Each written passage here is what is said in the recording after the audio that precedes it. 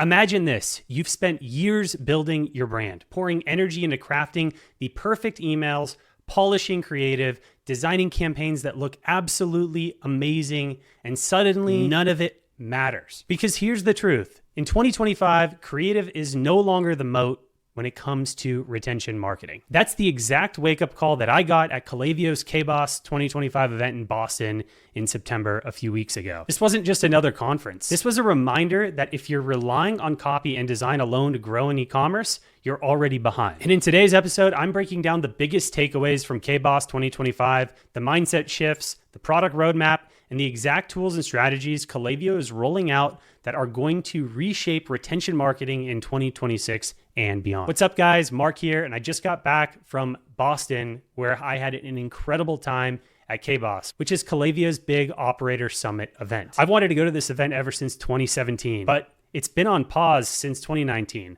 So when I finally had a chance to go this year, I knew I had to be there. And let me tell you, it did not disappoint. So today I'm breaking it down for you. Everything from the energy in the room to the shifts happening on the agency and the brand side to Klaviyo's product roadmap and where they're headed next. So first thing first, let's talk about the energy. At KBOs, you could feel the high frequency vibe in the room. When you're operating in high frequency, you're in abundance. You're open to collaboration, you're excited to learn, and you're focused on growth. When you're in low frequency, you're in fear, scarcity, you're closed off, and you're operating from a place of comparison. And at this event, it was pure high frequency. I met agency owners who technically are my competitors, but the conversations weren't about competing, they were about sharing playbooks, talking openly about challenges, and genuinely helping each other. And I walked away thinking, I'm not really competing against other agencies. I'm competing against myself, against my ability to show up every day, push my team forward, and operate at the highest frequency possible. Now, here's one of the biggest realizations that came out of this event. Creative is no longer the moat. 5 years ago, agencies like mine sold on one thing. We'll design you the most beautiful emails you've ever seen. We focused on copy and creative. But in 2025, that's the table stakes. Everyone can make good-looking emails now. AI has democratized design and copy. There's more talent available than ever. And frankly, it's not enough anymore. So what's the moat? The moat is how strong your strategy is, not just your creative execution. And if you're an operator, brand side, agency side, doesn't matter, and you don't understand the tools, if you don't know how to use them, you're going to lose. Period. This was a massive paradigm shift and something that I've been thinking about for months now. Like I said, we pride ourselves on our copy and our design, and that's been the foundation of everything we've done. But over the last year, I've realized that doesn't really matter anymore. AI can write copy for you.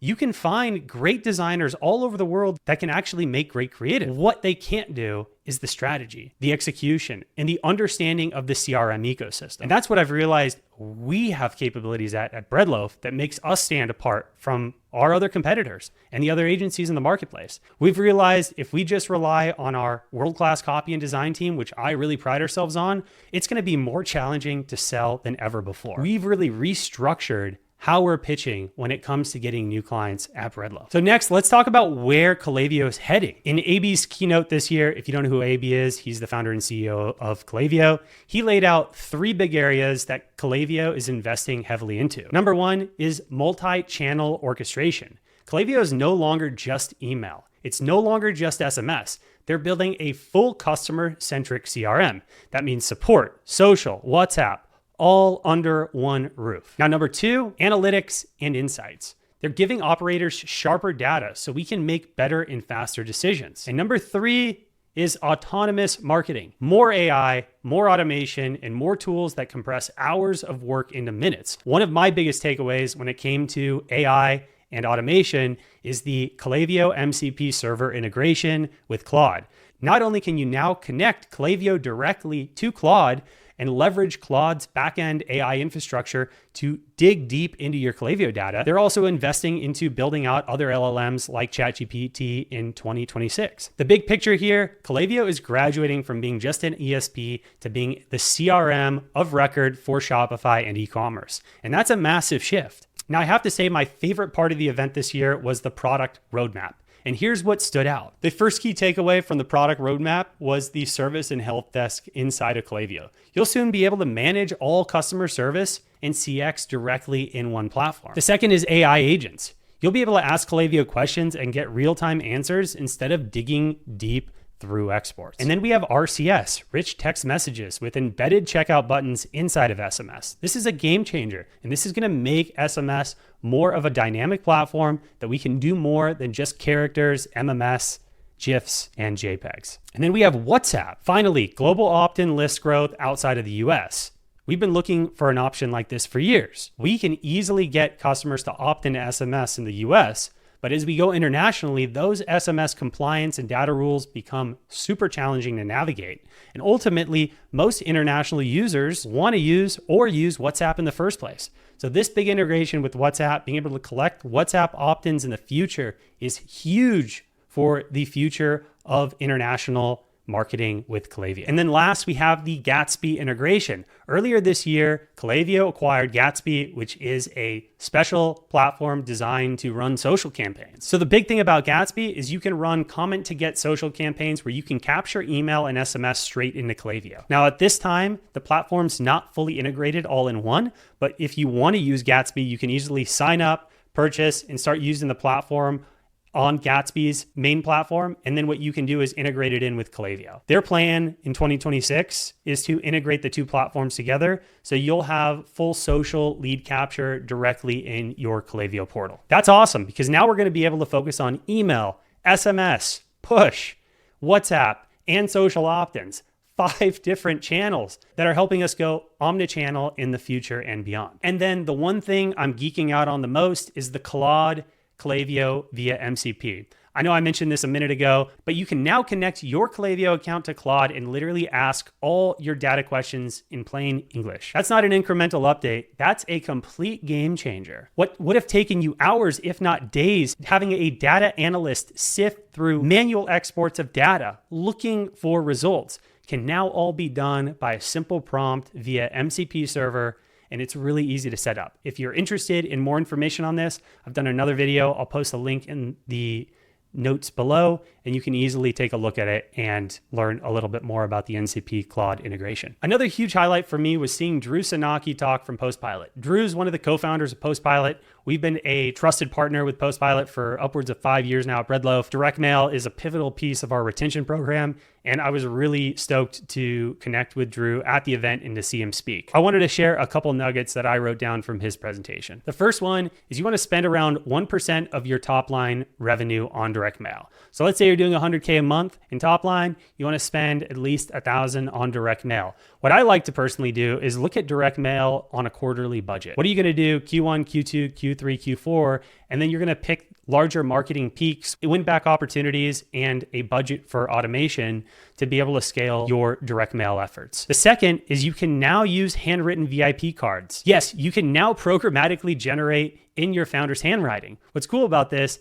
is you can send Postpilot someone's handwriting written out, and Postpilot will actually use someone's handwriting on your team. It could be a founder, it could be someone else, and they can actually train their robots that write the handwritten messages how to write in your exact font. And one of my favorites, mail match your fence sitters. These are people on your list who've never purchased. Postpilot can now match around 50% of those to physical addresses. So you can send them direct mail and push them over the line. In a digital first world, those physical touch points stand out more than ever. And listen, the best part of this event wasn't even on stage. It was the steakhouse dinner on Thursday night. We had a mix of operators from a few different tech startups all the way to multiple different agencies, all just talking shop for hours, learning what's working for others and giving each other advice. And honestly, that might have been the $1 million hour of the week. It reminded me, the ROI of events like this isn't just the sessions, it's the relationships, the conversations that spark new partnerships,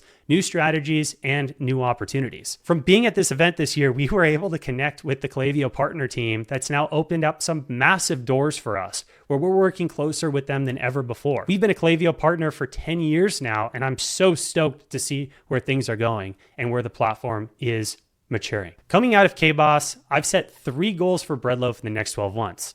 Number 1, to be on stage next year, winning a partner award. Number 2, that we're managing over 100 Klaviyo brands by this time next year. And number 3, to bring more of my team to Boston so they can experience this firsthand in 2026. Because events like this remind me why I love this industry. They fill your cup. They push you back into that high frequency state. If you're serious about CRM, put KBOs on your calendar for next September. This is where the future of our industry is being built.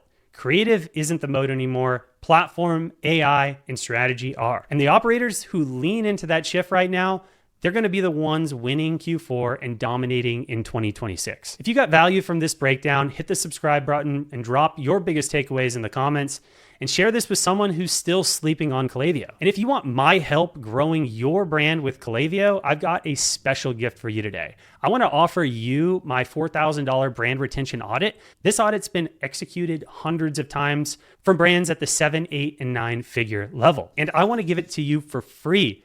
The one thing you need to do is qualify. We only have a few of these free audits available every month, but I'm going to put a link in the description below so you can easily access it and see if you qualify. It's a 28-point inspection of your whole brand retention ecosystem. We spend a week diving into the depths of your Klaviyo performance or your other ESP's performance, and we put together a full audit of the good, the bad, and the ugly. We present it to you, we then send you over everything, and we don't ask for anything in return. All we're gonna do is add in a couple slides that show what would it look like for us to work with you if we think it's the right fit, and we're off to the races. I appreciate you guys, love you, and I'll see you on the next one. Peace.